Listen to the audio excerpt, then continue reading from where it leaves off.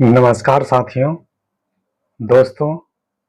भ्रष्टाचार के मुद्दे पर 2014 से सत्ता में काबिज होने वाली सरकार, भ्रष्टाचार पर बड़ी बड़ी बात करने वाली सरकार, होगा भ्रष्टाचार पर वार, अब की बार मोदी सरकार का स्लोगन देने वाली सरकार, न खाऊंगा और न खाने दूंगा का राग अलापने वाली सरकार और स्वघोषित रूप से अपनी छवि को बेदाग बताने वाली सरकार अब खुद भ्रष्टाचार के दलदल में धंस चुकी है। यह माजरा तब समझ में आया जब देश का सर्वोच्च न्यायालय सुप्रीम कोर्ट ने मोदी सरकार के द्वारा संसद में 2017 में लागू की गई इलेक्टोरल बॉन्ड स्कीम को संवैधानिक करार देकर रद्द कर दिया गया और उस समय चुनावी बॉन्ड निर्गत करने वाली देश की अधिकृत सरकारी bank state bank of India को आदेश देकर चुनावी बॉन्ड के सारे डेटा को इलेक्शन कमीशन को सुपुर्द करने को कहा, ताकि आम जनता को पता चल सके कि किसने किसको और कितना चुनावी चंदा दिया है। इस पर एसबीआई ने ना नुकुर करती रही अपने आका की इज्जत को बचाने के लिए, लेकिन अपनी ही इज्जत गंवा बैठी जब सुप्रीम कोर्ट ने एसबीआई पर कंटेम्प्ट ऑफ केस लादने की कानूनी चाबुक चलाकर चेताया। फिर क्या था, जिस डेटा के लिए एसबीआई समय का बहाना बनाकर 30 जून तक समय मांग रहा था, उसे त्याग कर चुनावी बॉन्ड के सारे डेटा इलेक्शन कमीशन को धड़ाधड़ सौंप दिया।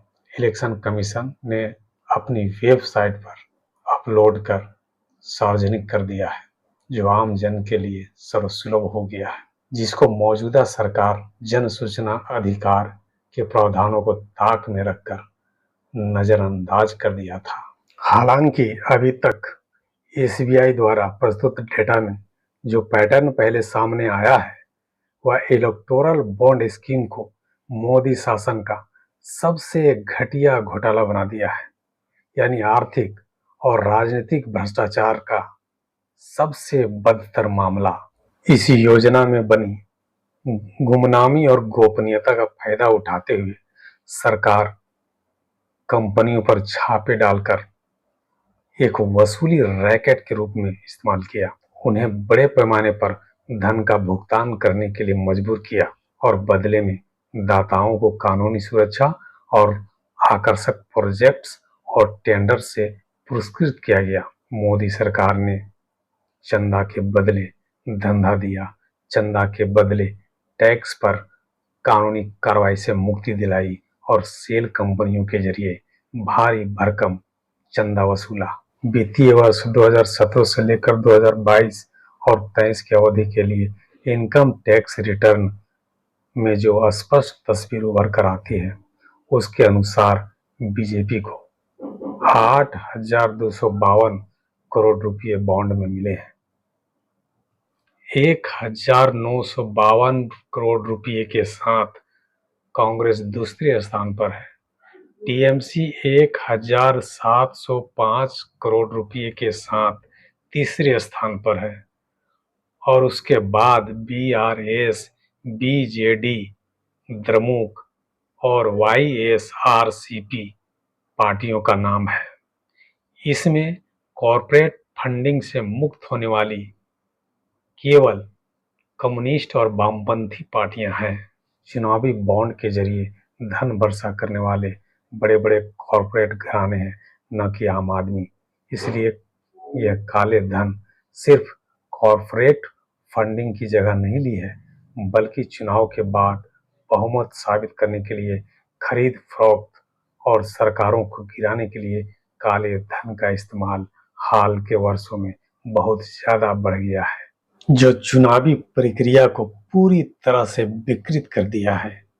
इलेक्टोरल बॉन्ड न सिर्फ भारत बल्कि दुनिया का सबसे बड़ा घोटाला है।